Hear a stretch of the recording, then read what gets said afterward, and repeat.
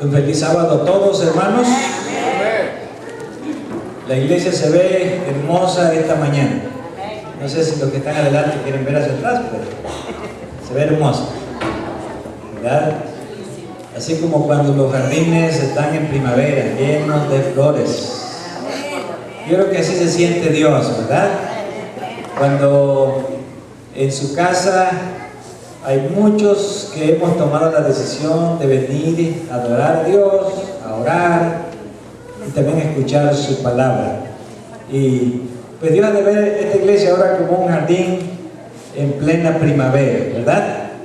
Y no como un jardín en pleno otoño. Por eso nos sentimos contentos de que ustedes hayan tomado la decisión de venir esta mañana. Yo creo que si estamos aquí es porque Dios ha puesto en nuestros corazones el venir a su casa de oración. Y nosotros hemos respondido a esa invitación de Dios. Porque yo creo que más de una persona podría estar pensando esta mañana: ¿será que voy o no voy? ¿Verdad? ¿Será que me levanto o no me levanto? Tengo otros asuntos importantes que hacer. ¿Los dejo y me voy a la casa de Dios o los hago ahora? Yo creo que ustedes tomaron la mejor decisión. Y gracias a Dios porque hemos respondido a la invitación que Dios nos hace de estar en su casa de oración. Durante varios sábados estuvimos estudiando acerca de 1 de Corintios. A ver si alguien recuerda por lo menos el capítulo. 1 de Corintios. ¿Qué capítulo estudiamos? 15. 1 de Corintios 15. ¿Ya se olvidaron? No, ¿verdad? Hablamos como 5 sábados seguidos de 1 de Corintios 15. ¿Hablando de qué? De la resurrección, la transformación. ¿Recuerdan ustedes? Hablando acerca de lo que Dios va a transformar en su venida. Y hablamos de las 4 cosas que Dios va a transformar cuando venga por segunda vez en nosotros. Y creo que este tema nos ayudó a comprender mejor y a sentirnos animados sobre nuestra condición como seres humanos en este mundo, mientras esperamos la venida del Señor. Y hoy vamos a comenzar un nuevo tema. El tema que vamos a comenzar ahora está basado en la lectura bíblica que tuvimos de primera epístola a los Corintios, 1 de Corintios, capítulo 2, versículo 7. Así que si usted tiene por ahí una Biblia, hace bien si busca este versículo. 1 de Corintios, capítulo 2, versículo 7. Mas hablamos sabiduría de Dios, ¿en qué? En misterio. La sabiduría oculta, la cual Dios predestinó antes de los siglos para nuestra gloria. Pablo presenta aquí un tema que él, ¿verdad?, le llama la sabiduría en misterio. ¿Qué es un misterio? Muy bien, el hermano José dice que un misterio es algo que no se ha revelado. Muy bien. ¿Qué es un misterio? Por ejemplo, en la Biblia, así de entrada, podemos encontrar ahí en 1 Timoteo, capítulo 3, versículo 16, encontramos lo que la Biblia llama el misterio de la piedad. Según Tesalonicenses 2, encontramos el misterio de la iniquidad.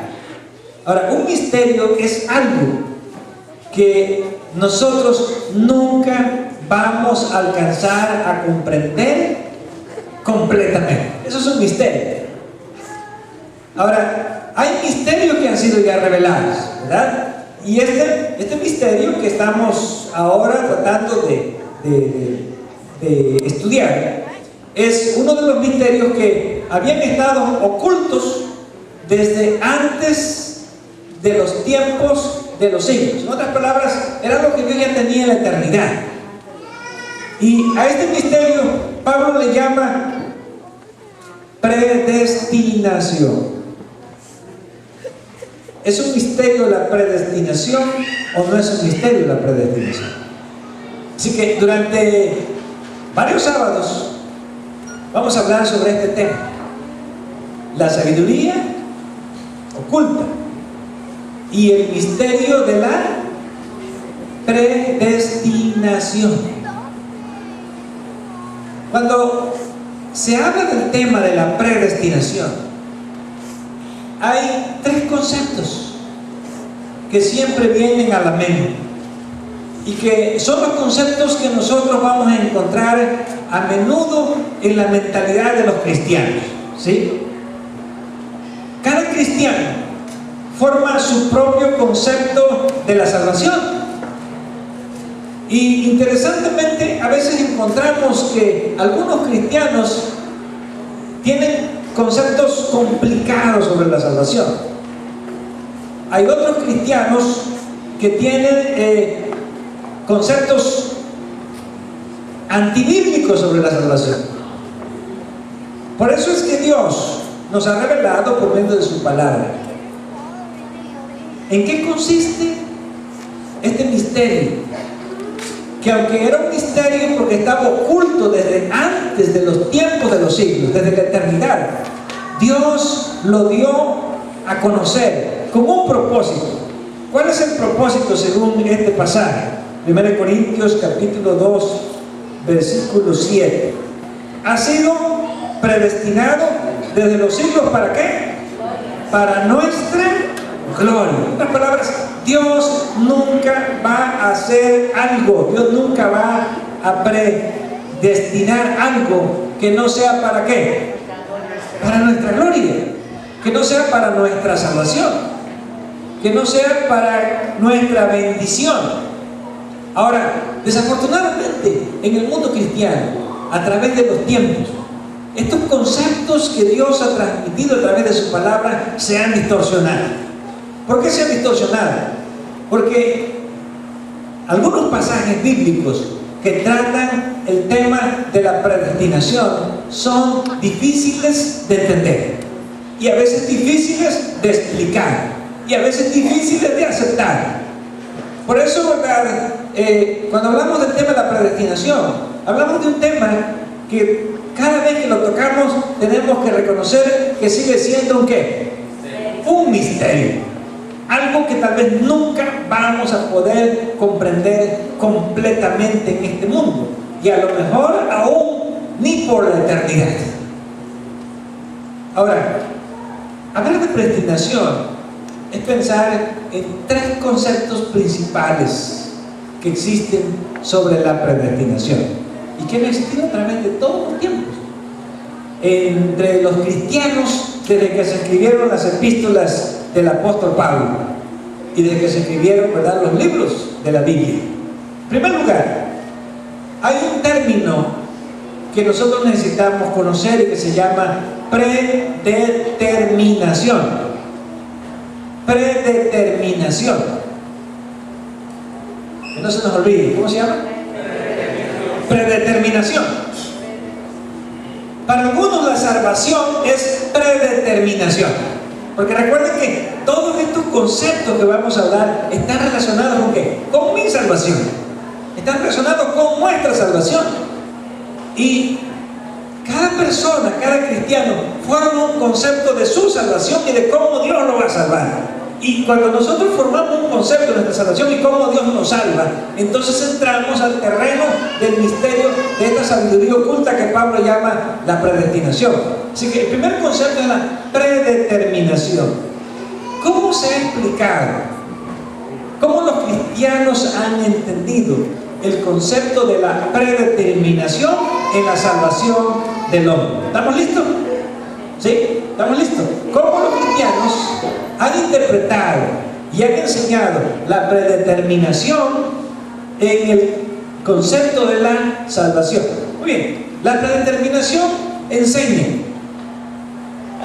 que Dios ya le ha dado un destino a cada persona. Unos para salvación, para salvarse, y otros para perderse, para perdición. En otras palabras, nosotros ya estamos predeterminados, ya estamos predestinados en esta forma de pensar, ya sea para perdernos o ya sea para salvarnos. Y esto se ha llegado a explicar de tal manera que, por ejemplo, se ha llegado a decir lo siguiente: si tú estás ya predestinado o predeterminado para salvarte, entonces tú te vas a salvar, porque Dios, ¿qué? Ya te destinó para salvarte. Tú te vas a salvar, no importa lo que tú hagas. Aunque tú te quieras extraviar, ¿sí?, Dios te va a ir a buscar donde allá andas, porque Él te tiene que salvar, ¿sí? Aunque tú quieras andar mal, aunque andes torcido, Dios te tiene que enderezar, ¿no es cierto? Y a veces, en algunas experiencias que se ven en algunos cristianos, pareciera como que si fuera verdad. Bueno, miren, este andaba perdido, se había alejado de Dios, no quería saber nada, y de alguna manera Dios obró y aquí está de vuelta, ¿no es cierto? Entonces es que Dios ya lo había predeterminado. ¿Para qué? Para que se salvara. Entonces, quienes creen este concepto dicen: bueno, si Dios me ha hecho un instrumento para salvarme, no importa lo que pase en mi vida, yo me puedo extraviar, yo me puedo echar en los caminos perdidos, pero algún día Dios me tiene que encontrar y me tiene que traer de regreso, porque Dios me va a ¿qué? Dios me va a salvar. Ahora, ese sería un caso muy hermoso, ¿no les parece? ¿Sí? Imagínense que yo me quiero perder, pero Dios me quiere salvar, y aunque yo me quiera perder, no puedo, porque al final Dios, ¿qué? Dios me va a salvar. Pero viene el caso triste, el lado triste. Y el lado triste es el otro lado, donde a una persona a veces dice: a lo mejor tú estás predeterminado o predestinado ¿para qué? Para perder. Ya Dios te destinó para perder. Y como algunos, ¿verdad?, vamos a ver algunos pasajes bíblicos. Alguien puede pensar: Dios a ti te destinó para ser un vaso de deshonra, no es un vaso de honra. Así que hagas lo que tú hagas, el propósito de Dios se va a cumplir en tu vida. Algún día te vas a ¿qué? Te vas a perder, ¿sí? ¿Por qué te vas a perder? Porque no estabas destinado para salvarte, sino que estabas destinado para perderte. Y a veces se pueden ver casos como estos también, ¿no es cierto? Personas que han estado en la iglesia, que tienen 30, 40 años de militar en la fe, y sin embargo, en un momento de su vida, al final, ¿qué pasa? Se extravían, pierden la fe, se apartan y finalmente ¿qué? Se pierden. Y entonces es donde algunos dicen: ahí se puede ver el caso. Pues él quería, él estuvo en la iglesia, él estaba luchando, él hacía lo mejor que podía, él estaba allí, ¿verdad?, tratando de salvarse, pero desgraciadamente Dios ya lo había ¿qué? Ya lo había predestinado para perderse. Ahora, si ese fuera el caso de la salvación, podríamos decir algunos: pues ¿para qué predicamos el evangelio? ¿No les parece? Finalmente, si Dios ya tiene destinado a los que se van a salvar, pues de alguna manera Dios ¿qué? Dios los va a traer a la iglesia. ¿Para qué tratamos de rescatar a los que están perdidos? Dios se va a encargar de traerlos a la iglesia. Y por otro lado, ¿verdad?, pues pobres de los que están luchando aquí en la iglesia, y al final ¿qué? Al final se van a perder, al final no se van a salvar. Ahora, quiero decirles que aunque este concepto parece raro, y aunque este concepto pareciera ser antibíblico, hay muchos cristianos en muchas iglesias que creen en este tipo de salvación. ¿Es verdad o no es verdad? Sí. Es más, hay una frase que se ha acuñado dentro de muchas iglesias y que dice: una vez salvo, para siempre ¿qué? Para siempre salvo. En otras palabras, si tú eres de los escogidos, yo he escuchado personas que dicen, hermano, si tú eres de los escogidos, ¿de qué te preocupas? ¿Dios qué? Dios te va a salvar. Si tú eres de los elegidos, ¿de qué te preocupas? Dios te va a salvar. Es más, el Señor ya te salvó. Ya no te puedes ¿qué? Ya no te puedes perder. Porque el Señor ya te ha salvado. Ahora, el segundo concepto, este es el primer concepto bíblico de la predeterminación. Y viene el segundo concepto que tiene que ver, ¿verdad?, con otro término que se conoce como la presciencia. No es presencia, no, es presciencia. ¿Qué es la presciencia? La presciencia es el conocimiento previo de algo, ¿sí? Que solamente, ¿verdad?, se le atribuye ¿a quién? A Dios. ¿Tiene Dios presciencia o no tiene Dios presciencia? ¿Qué significa la presciencia? Que Dios puede saber y puede conocer las cosas anticipadamente, antes de que ocurran. Ahora, la Biblia presenta cómo Dios, ¿verdad?, por su presciencia puede predecir y puede ver cosas antes que ocurran, antes que sucedan. Vamos a ver el primer caso. Vamos al libro de Isaías. Isaías, capítulo 44. Libro de Isaías, capítulo 44. Y vamos a leer el versículo 28 y luego vamos a leer el 45 del 1 al 3. Dice Isaías 44, 28 y 45, 1 al 3. El profeta Isaías profetizó alrededor del año 750 a.C. Vamos a tomar en cuenta esto, porque esto es importante cuando leemos este pasaje. 750 a.C. hasta el año 700 a.C. aproximadamente. Ahora, Isaías escribió este pasaje. Y Isaías en este pasaje escribe de una persona que iba a nacer aproximadamente más de 150 años después, ¿sí? Y aquí estamos viendo el aspecto de Dios que conocemos como ¿qué? La presciencia, ¿verdad? La presciencia de Dios. ¿Puede Dios conocer las cosas anticipadamente? Inclusive, no solamente de eventos, porque a veces decimos, bueno, hay eventos que van a ocurrir, ¿sí? Y nos enfocamos cuando hablamos de eventos en las profecías. Las profecías predicen cosas que van a ocurrir miles de años después desde que se dio la profecía. Ahora, aquí está hablando, sin embargo, de personas.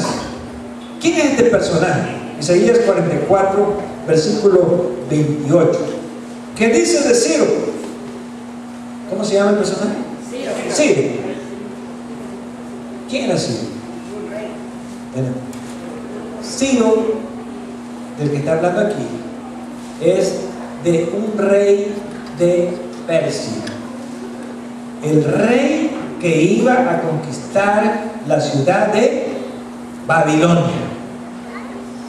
Pero cuando habla, está hablando 150 años antes de que este hombre, ¿verdad?, nazca, que este hombre viva. Y ve lo que dice. ¿Qué dice de Ciro? Es mi pastor. ¿Y qué? Y cumplirá todo lo que yo quiero. Fíjense, no solamente sabe cómo se llama, sino que además dice que va a ser la voluntad de ¿quién? Va a ser la voluntad de Dios. Al decir a Jerusalén, será edificada y al templo será fundada. 45, 1 al 3.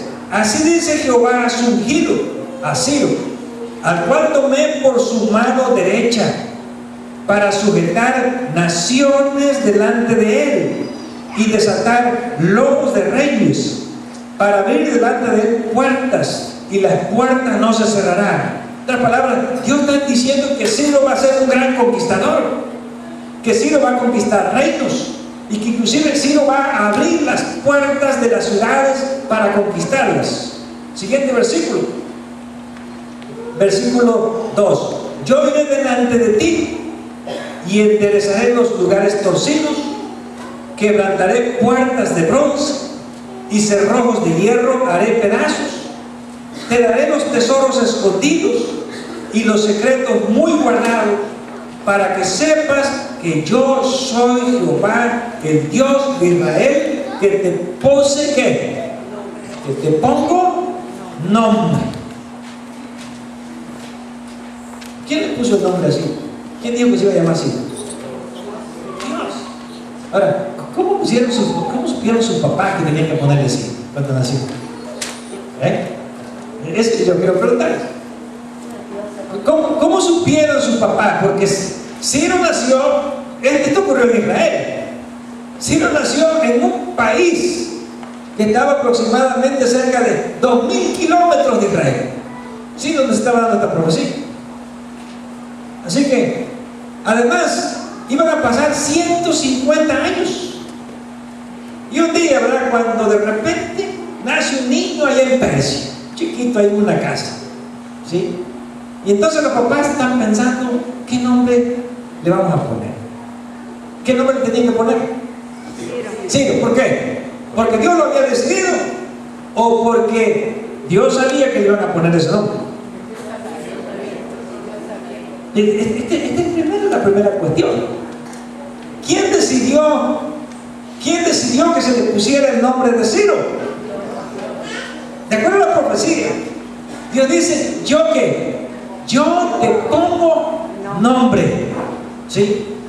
En otras palabras, Dios le había puesto un nombre especial a Ciro, porque Dios lo llama a Ciro mi pastor. Ahora, Ciro no era del pueblo de Dios. Ciro no nació en un hogar cristiano. Ciro nació en un hogar pagano, en medio del paganismo. Ciro creció, llegó a ser grande y ni sabía nada de Dios, ¿verdad? No sabía nada de Dios. Entonces, ¿cómo es que Dios hizo para que Ciro pudiese cumplir su voluntad?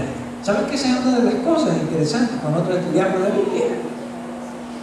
¿Cómo Dios supo para que Ciro llegase a cumplir su voluntad? ¿Y cómo Dios hizo para que estas personas, los padres de Ciro, le llamaran ¿qué? Ciro? ¿Y cómo Dios hizo para que Ciro tuviera el deseo de ser un rey? Y para que llegara a conquistar reinos, y para que fuese a conquistar la ciudad de Babilonia, y para que hiciera la voluntad de Dios, de que Dios dijo, este tiene que hacer la voluntad porque me tiene que construir ¿qué? Una casa para mí en Judá. Ahora, una de las cosas interesantes que encontramos, y vamos al libro de Segunda de Crónicas. Vamos a ver un poco donde están las historias de la Biblia. Segunda de Crónicas, vamos a buscar el capítulo 36. Segunda de Crónicas, capítulo 36, versículos 22 y 23. Aquí vemos qué es lo que ocurre después de 150 años de que se da esta profecía. Dice Segunda de Crónicas 36, 22 y 23. Mas al primer año ¿de quién? De Ciro, rey de los persas, para que se cumpliese la palabra de Jehová por boca de Jeremías, Jehová despertó el espíritu de Ciro, rey de los persas, el cual hizo pregonar de palabra y diciendo por escrito por todo su reino, diciendo. Ahora, quiero decirles algo. Las palabras de Ciro, que vamos a leer ahorita, ¿qué nos refleja? ¿Qué nos revela? Vamos a leer. ¿Qué es lo que Ciro dice? Versículo 23. Así dice Ciro, rey de los persas: Jehová, el Dios de los cielos, me ha dado todos los reinos de la tierra. ¿Y qué más? Y Él me ha mandado que le edifique casa ¿en dónde? En Jerusalén, que está en Judá. Quien hay entre vosotros de todo su pueblo, sea Jehová su Dios con él, ¿y qué? Y suba. Yo le pregunto, ¿cómo llegó a entender Ciro esto? ¿Y cómo llegó a decir, bueno, es que Dios me encargó? Dios me pidió, en primer lugar, hay dos cosas que Ciro reconoce. La primera que se reconoce, Dios me dio ¿qué? Todos los reinos. Él me los dio, Él me los entregó. Esto no lo tengo porque yo soy muy buen militar, porque yo soy muy buen rey conquistador. Esto lo tengo ¿por qué? Porque Dios me lo ha dado. Pero Dios me lo ha dado con un propósito. ¿Cuál es? Que yo le construya una casa en Jerusalén. ¿Cómo lo entendió? Ahora, el versículo 22 nos dice allí que Jehová despertó ¿qué? El espíritu de Ciro, rey de los persas. ¿Cómo se lo dio a entender Dios? ¿Por medio de qué? Por medio de su Espíritu Santo. Y también por medio de la profecía que Ciro ya había escuchado. ¿Por qué? Porque cuando Ciro, ¿verdad?, conquistó el reino de Babilonia, ¿quiénes estaban en Babilonia? ¿Quiénes estaban? El pueblo de Dios estaba cautivo en los 70 años de cautiverio. Así que cuando Ciro viene y conquista la ciudad, entonces Ciro, ¿habrá alguien de los judíos le habrá traído las escrituras, las profecías de quién? De Isaías, y dice, mira, esto se escribió hace más de 150 años y aquí dice que tú no te llamabas Ciro nada más porque sí. ¿El nombre quién te lo puso? El nombre te lo puso Dios, ¿sí? Y es más, lo que tú tienes que hacer, aquí está escrito. Dios ordenó, Dios mandó que Él te ha levantado y te va a dar todos los reinos del mundo para que tú le construyas ¿qué? Una casa en Jerusalén. Ahora, aquí viene la pregunta, la que quiero traer. ¿Podía Ciro haber dicho, yo no creo eso? ¿O no podía? ¿Podía haber dicho Ciro, a mí no me importa lo que hay en escrito de mí? ¿Podría haber dicho Ciro, yo no quiero hacer lo que, además ese no es ni mi Dios, es otro Dios, yo no quiero hacer? ¿Qué hubiera pasado? Yo les pregunto a ustedes, ¿qué hubiera pasado si Ciro hubiera decidido no cumplir la voluntad de Dios? Pónganse a pensar. ¿Dónde hubiera quedado la presencia de Dios? ¿Sí? ¿Estamos hablando de qué? La presencia. Iban a ocurrir dos cosas, ¿verdad? Una es que Dios quedara mal, ¿verdad? Porque Dios lo había ¿qué? Profetizado por medio de un profeta, y Dios había profetizado para que eso ¿qué? Se cumpliera. Así que si Ciro tomaba la decisión, ¿sí?, de decir, yo no quiero hacer lo que dice de mí, ¿podía o no podía? Sí. Bueno, la profecía simplemente ¿qué? No se hubiera cumplido. Dios hubiera quedado mal porque no se cumplió lo que dijo. Primera opción. Segunda opción. ¿Cuál sería la segunda opción? Bueno, si Dios ya sabía, porque Dios tiene presencia, ¿verdad? Si Dios ya sabía que Ciro no iba a aceptar, ¿sí?, ni iba a obedecer, ni iba a cumplir su voluntad, Dios simplemente en la presencia pudo haber dicho, yo no doy ninguna profecía de Ciro, ¿sí o no? ¿Por qué? Porque si Ciro no va a cumplir y yo ya no sé de antemano, entonces ¿para qué? ¿Para qué lo hago? Mejor no escribo nada de Ciro. Segunda opción, estamos hablando de las posibles opciones, ¿verdad? Tercera opción. La tercera opción, ¿cuál sería? Y fíjense, que Dios podría decir, bueno, yo sé quién va a ser Ciro, sé dónde van a nacer, sé que va a ser un rey, sé que va a tener poder, pero yo no sé si Ciro va a estar dispuesto a hacer lo que yo digo. Pero de todas maneras, yo lo voy a profetizar con la esperanza de que le voy a tocar su corazón con mi espíritu, para que Ciro pueda hacer que su voluntad. Pero voy corriendo el riesgo, ¿sí?, de que aunque yo sé todas las cosas, sino como Él tiene su ¿qué? Su libertad de elegir, pueda decir que sí, o que pueda decir que no a los planes que yo tengo para conseguir. Yo les pregunto, ¿cuál de las tres les parece a ustedes que sería con la que Dios funcionaría de acuerdo a la Escritura? ¿La primera? ¿La segunda? ¿O la tercera? No me contesten, no me contesten, solo para que lo piensen. Son tres opciones, ¿no es cierto? Ahora, estas opciones tenemos que ver a través de nuestra propia vida, porque recuerden que lo que vemos en la vida de Ciro, Dios lo pudo haber visto ¿en quién? En nosotros. ¿Acaso Dios no podía saber hace 200 años que iban a ser un niño que le iban a poner Marcelo? ¿Sí? Y que Dios en un momento lo iba a llamar para ser jefe de diáconos en una iglesia. ¿No lo podía haber Dios sabido? ¿Sí o no? ¿Lo podía haber profetizado? Sí, porque si Dios pudo conocer el caso de ¿quién? De Ciro, eso significa que Dios puede conocer el caso de ¿quién? De todos los seres humanos. ¿O no es verdad? Porque en eso consiste el poder y en eso consiste la presencia de ¿quién? De Dios. Vamos con un segundo caso. Vamos al libro de Jeremías.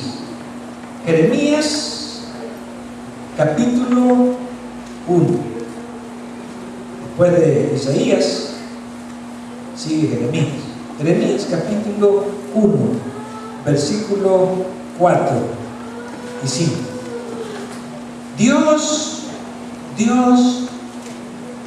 le habla al profeta Jeremías.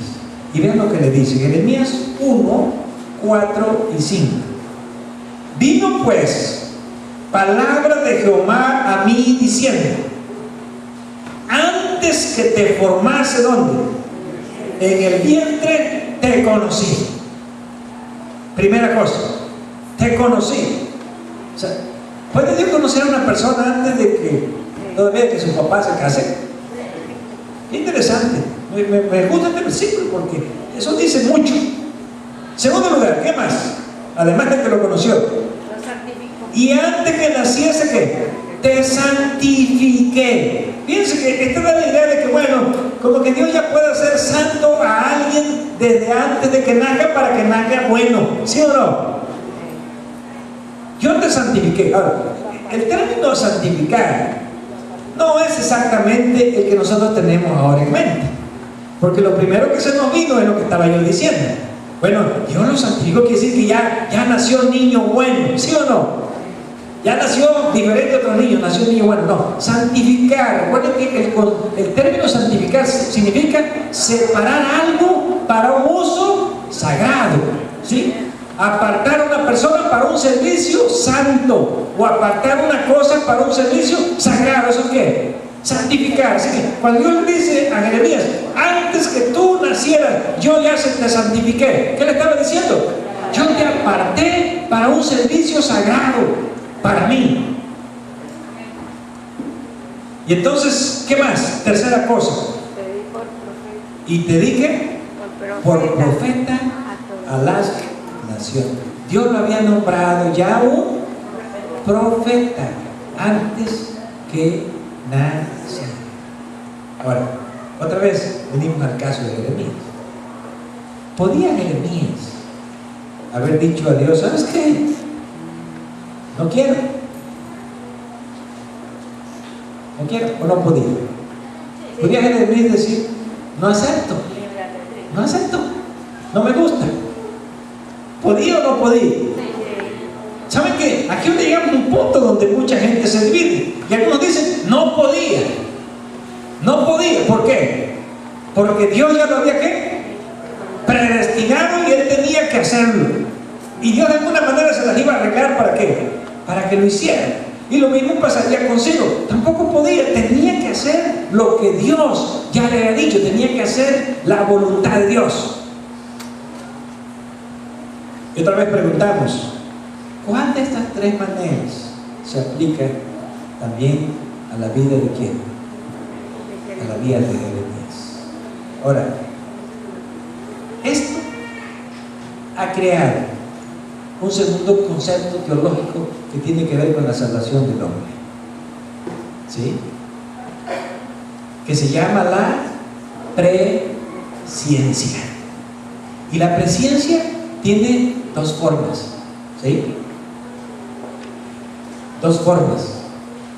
Igual que dijimos que la predestinación o la predeterminación. Hay una presciencia que dice, bueno, Dios ya sabe lo que tú vas a hacer, ¿sí? Dios ya sabe lo que tú vas a hacer. Y Dios lo puede predecir, ¿sí? Así como lo predijo con quién, con Ciro. Así como lo predijo con quién, con Jeremías. Y por lo tanto, tú no te puedes resistir a la voluntad de Dios, ¿correcto? ¿Por qué no te puedes resistir? Porque Dios, ¿qué? Ya lo sabe, porque Dios te eligió y porque tú tienes entonces que obedecer y no te puedes resistir a su voluntad. Esas son las preguntas que vamos a contestar cuando Pablo trata el tema de la predestinación. ¿Puede alguien resistirse a la voluntad de Dios? ¿Se puede alguien resistir a la voluntad de Dios? ¿Puede un profeta que ha sido llamado resistirse a la voluntad de Dios? ¿Puede una persona que ha sido elegida resistirse a la voluntad de Dios? La segunda de la presciencia, ¿verdad?, tiene que ver con lo siguiente. Muy bien. Dios puede saber de antemano todas las cosas, porque Él es ¿qué? Él es Dios. Y Dios tiene presciencia, ¿no es cierto? Y Dios puede predecir, Dios puede profetizar algo de tu vida, o Dios puede poner tu vida de antemano y decir qué es lo que vas a hacer o para qué Dios te ha llamado. Pero hay algo que Dios no puede hacer. Y saben que aquí llegamos al punto donde uno dice, ¿es para Dios todo posible o hay cosas que son imposibles para Dios? Teóricamente, para Dios todo es ¿qué? Todo es posible, ¿verdad? Hay declaraciones bíblicas que Jesús, por ejemplo, allá en Mateo capítulo 19 dice, para los hombres es imposible, para Dios es ¿qué? Es posible. Y esta dice, porque para Dios todo ¿qué? Todo es posible. Y eso es verdad, es una declaración. Para Dios todo es posible. Pero aunque para Dios todo es posible, ¿hace Dios todas las cosas que sean posibles? Yo le voy a preguntar, ¿es posible para Dios obligar a una persona que no desea salvarse y Dios la obligue a que se salve? ¿Es posible o es imposible? Muy bien, me gusta esa respuesta. Es posible porque Dios, si quisiera que lo obliga a salvarse, ¿sí o no? Y Dios no puede hacer que se salve aunque no quiera. Y eso es lo que enseñaría la predeterminación que hemos visto, ¿no es así? Pero Dios no va a hacer posible eso que Él no desea que sea ¿qué? Posible. Porque para Dios es imposible, porque Dios mismo se ha puesto en un plan donde Dios va a respetar la libertad que le ha dado a los seres humanos. Fíjense qué interesante. Por eso cuando hablamos del tema de la salvación, a mí me gusta mucho y hablar de este tema, porque es un tema complicado. Me encanta hablar de la predestinación, porque en la predestinación podemos ver cosas que tienen que ver con nuestra vida, cosas que tienen que ver con nuestra salvación, y que muchas veces comprendemos incorrectamente cuando llegamos a pensar es que bueno, esta persona, si Dios quiere que se salve, se va a salvar de alguna manera. Pues saben que lo primero es verdad. Sí, Dios quiere que todo el mundo ¿qué? Se salve, pero que Dios va a hacer lo que no debe o va a obligar o va a forzar la voluntad del hombre y violar el libre albedrío para que esa persona se salve, diríamos, es algo que Dios mismo lo ha puesto, que aunque es posible, Él nunca ¿qué? Nunca lo va a hacer. Ahora, hay otro concepto, que es el concepto suave de la presencia. Y esto se maneja bastante en la iglesia adventista. Yo lo he escuchado de muchas personas, de algunos predicadores.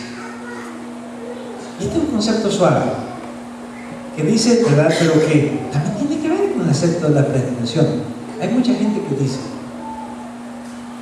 Dios ya sabe quiénes se van a salvar y quiénes se van a perder.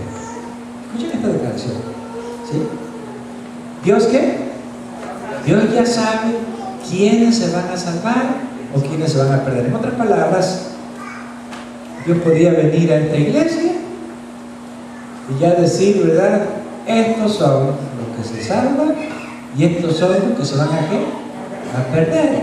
¿Por qué? Porque yo ya lo vi anticipadamente. Así que Dios sabe quiénes se van a salvar, Dios sabe quiénes se van a perder. ¿Cuál es entonces la diferencia? La diferencia es que ni tú ni yo ¿qué? Lo sabemos. Ahora yo les pregunto, ¿ustedes creen que esto es bíblico o que es antibíblico?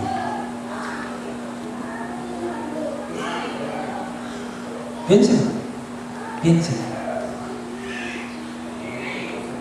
¿Ustedes creen que esto es bíblico? Dios ya sabe quiénes se van a salvar y Dios ya sabe quiénes se van a ¿qué? A perder. La diferencia es que tú y yo ¿qué? No lo sabemos. Ahora, usted se pone a pensar en lo personal y dice, bueno, si Dios ya sabe que yo me voy a salvar, piensa, ¿a dónde lleva esto? ¿Sí? Porque yo lo he pensado. Si Dios ya sabe que yo me voy a salvar, yo sé que ¿qué? Que me voy a salvar, ¿no es así? Y si Dios ya sabe que me voy a ¿qué? A perder, porque ya lo sabe. Entonces, al final, ¿qué? Yo voy a perder. Así que, ¿para qué? ¿Para qué me preocupo por la salvación?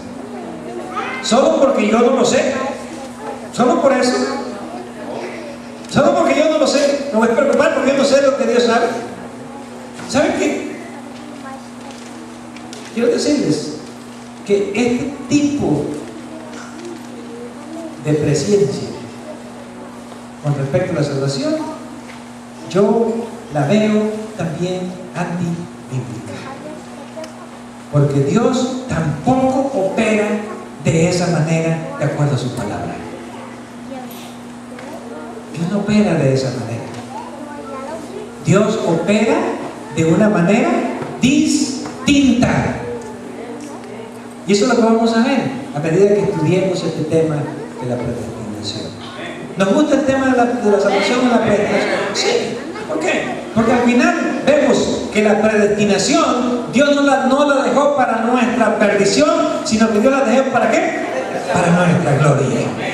Y si Dios la dejó para nuestra gloria, entonces necesitamos entender lo que Dios ha revelado acerca de este misterio para nuestra salvación. Que Dios les bendiga y seguiremos estudiando el plan y el propósito que Dios ha predestinado para cada uno de nosotros. Que el Señor les bendiga, que sigamos disfrutando de este sábado.